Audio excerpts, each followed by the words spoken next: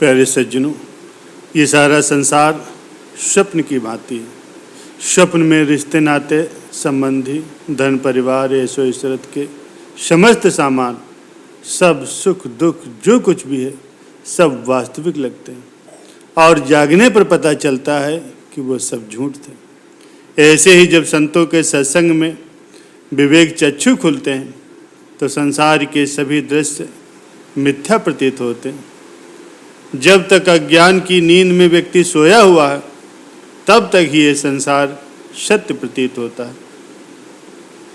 संत महापुरुष फरमाते हैं कि बाहरी चक्षुओं से संसार को अच्छी तरह मत देखो, अर्थात इसके आकर्षण में मत फंसो।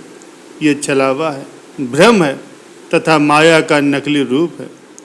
बाहरी आँखों को अंतर्मुखी बनाओ। सद्गुरु के ध्यान से चेतन आत्मा जो कि तुम्हारा असली रूप है, उस दिव्य नज़ारे को देखो। उसको देखने पर ही तुम्हें संसार का सौंदर्य फीका नजर आने लगेगा। ये दृष्टिबंधन अर्थात आँखों के सामने जो कुछ भी दिखाई देता है, इस माया जाल में ऋषि मुनि, तपस्वी, योगी और संत जन भी उलझ जाते हैं। उनका मन भी चलायमान हो जाता है। हाँ, यदि किसी आत्मज्ञानी संत महापुरुष की दृष्टि पड़ जाए तो वह उसके भ्रम को दूर करके उसे सही मार्ग दिखा सकते हैं। इसीलिए सद्ग्रंथों में भी कहा गया है कि मनुष्य को आत्मज्ञानी संतों के सत्संग की अति आवश्यकता होती। तपस्वी ऋषि बालक कश्यप पिता की आज्ञा से वन में तपस्या करने के लिए जा रहा था। ये तो आप जानते ही हैं कि त्याग वैराग की अवस्था में उनके पास सिर्फ एक लंगोटी के सिवा और कुछ नहीं होता। अभी वो बालक ही थे। एक धनाढ्य वैश्य का लड़का सुसज्जित वेशभूषा पहने हुए धन के मद में चूर होकर के रथ पर सवार उसी वन से गुजर रहा था। उस वैश्य लड़के ने देखा कि ऋषि बालक आगे आगे जा रहा है। उसने एक धक्के से उस बालक को नीचे गिरा दिया और आगे बढ़ गया। ऋषि बालक को अचानक गिरने से चोट आई और वह पीड़ा से एक और वृक्ष के नीचे बैठ करके कराहने लगा। कश्यप ने उस पुरुष के धन संपन्न होने के चिन्ह देख लिए। उसकी दृष्टि उस रथ की ओर ताक रही थी, लेकिन रथ वाला तो अपने अहंकार में बिना पीछे देखे हुए अपने रास्ते पर चला गया। वह बालक सोचने लगा कि मेरी निर्धनता देखकर ही उसने मुझको धक्का मारा। वास्तव में निर्धनता ही महान दुख है। गरीब होने पर ही सब जगह अपमान सहना पड़ता है।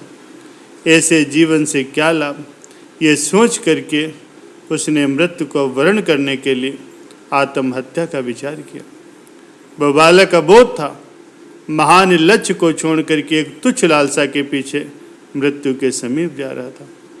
राजा इंद्र ने गीदड़ के रूप में आकर के उसे जागृति प्रदान की। गीदड़ ने कहा, हे ऋषि बालक, सभी प्राणी इस दुर्लभ मनुष्य जन्म की प्राप्ति की कामना करते हैं। इस पर ब्राह्मण वंश और तप की निष्ठा तो और भी अधिक दुर्लभ है।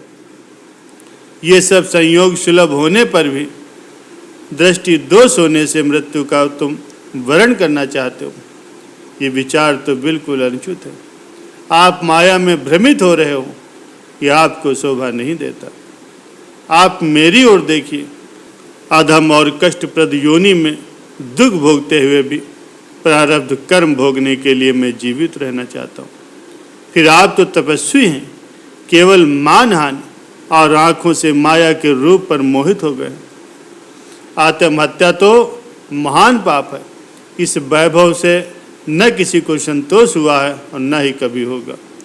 मनुष्य धनी होने पर भी अधिक धन की इच्छा करता है।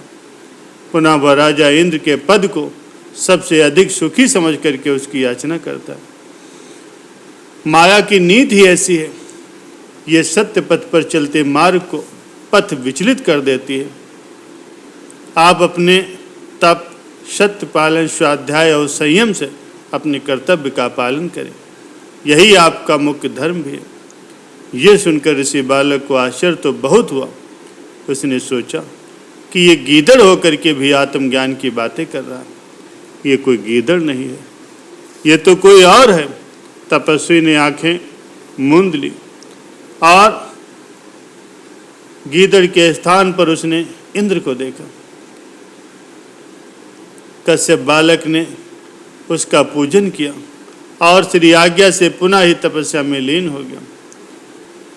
प्यारे सज्जनों, परम संत श्री कबीर साहब जी फरमाते हैं कि आंखों में मन का वास है।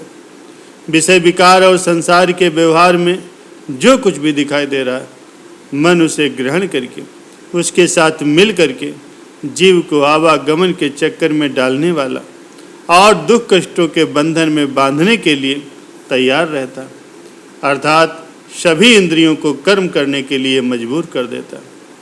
तीनों लोकों में मन राजा बन करके यानी जीव का प्रधान बनता है। प्रायः अधिकतर जीव मन की पूजा में ही लगे रहते हैं, अर्थात मन के अधीन हुए ही समस्त कार्य व्यवहार करते हैं।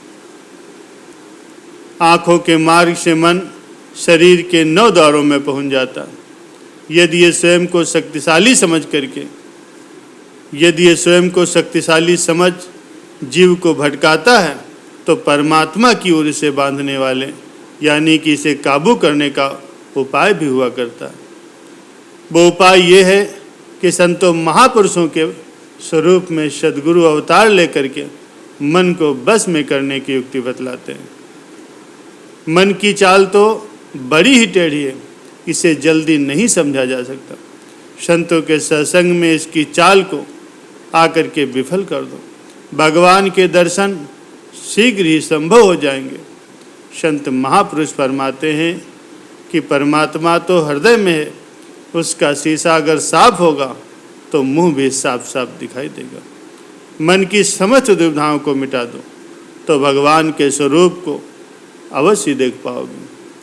प्यारे सज्जनों, महापुरुष ये फरमाते हैं कि चक्षु यदि बंधन में डालने वाले हैं तो उसके द्वारा ही मुक्ति का साधन भी है।